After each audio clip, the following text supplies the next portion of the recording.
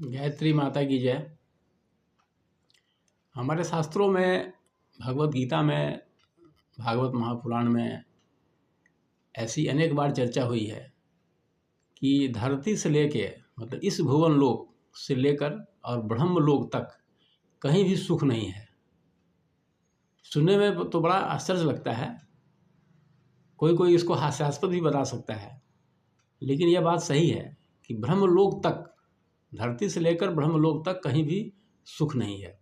और हम जिसे सुख समझते हैं उस सुख का बस उतना ही महत्व है जितना शरीर के किसी अंग पर खुजली हो जाए तो खुजलाने में बहुत अच्छा लगता है, कुछ देर के लिए सुख महसूस होता है मनुष्य को, लेकिन फिर पुनः वह बड़े घाव बनने का कारण बन जाता है।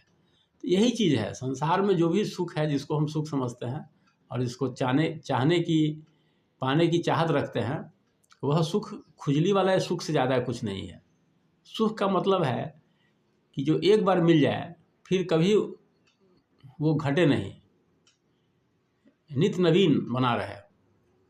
तो सुख अगर है तो भगवान के परम धाम में है।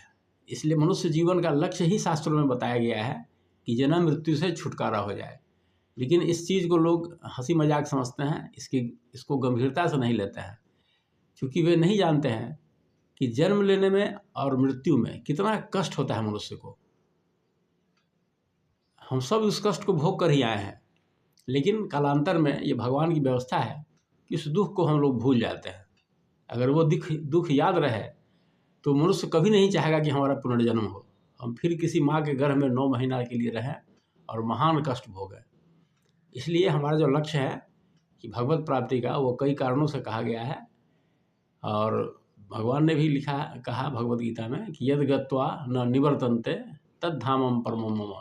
जहाँ जाने के बाद मनुष्य का फिर से पतन नहीं होता है, फिर से वह जन्म मृत्यु के चक्र में नहीं पड़ता है, वही मेरा परम धाम है।